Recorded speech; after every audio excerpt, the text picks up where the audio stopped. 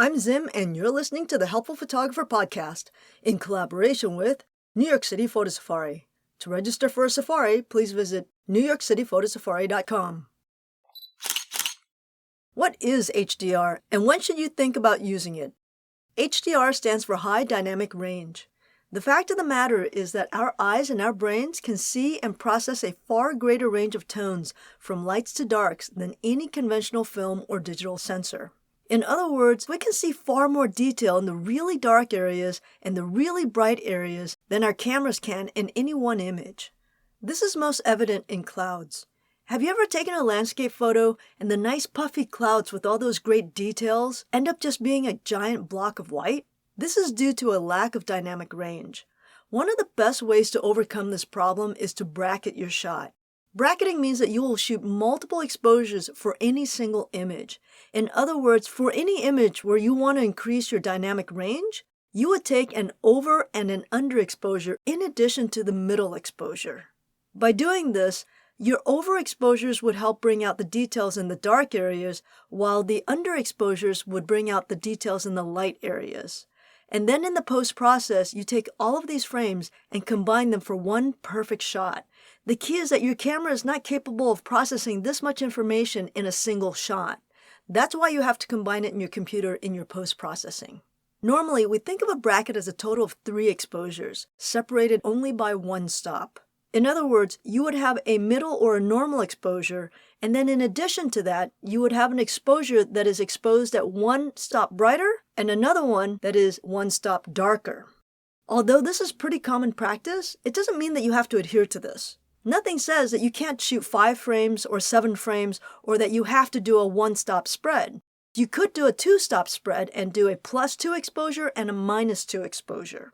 The key is that your exposures have to render details in the brightest and the darkest areas. So if you have a negative one-stop exposure that still leaves the clouds blown out, then you would certainly need to have a -2 or even a -3-stop exposure to make sure that you have all the details you need in those clouds. So essentially what you're doing is filling in all the blanks with each subsequent exposure.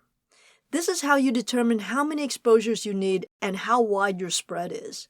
Let's say you shot a 3 bracket at a -3 exposure, a 0, and a +3 exposure.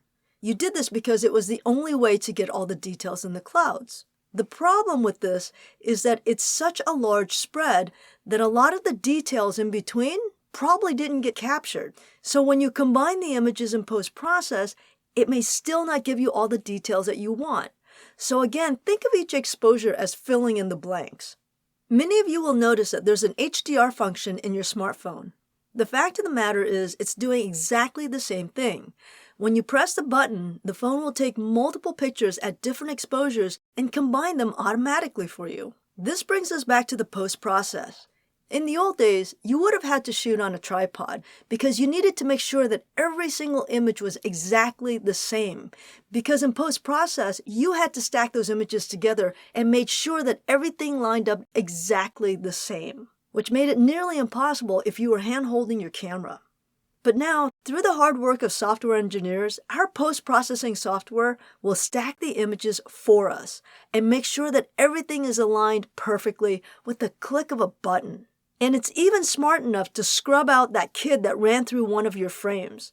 Also, when you decide you're going to stack images to extend the dynamic range of an image, you'll want to shoot in RAW because RAW gives us the most dynamic range available.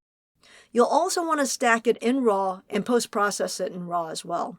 As you can tell, HDR is a great way to extend your dynamic range.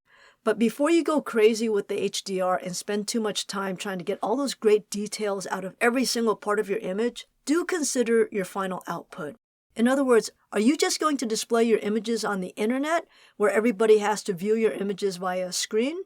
Or are you actually going to print it to like a paper media?